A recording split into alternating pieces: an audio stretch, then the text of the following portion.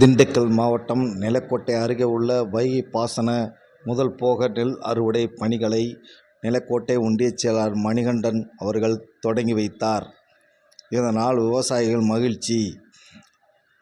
தமிழக அரசுக்கும் நன்றி தெரிவித்தும் விவசாயிகள் மகிழ்ச்சி அடைந்தனர்.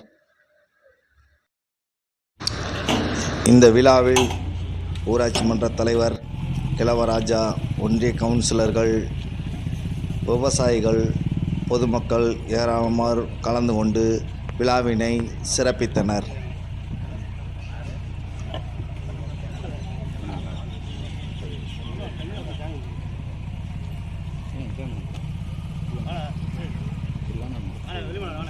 வாப்பா,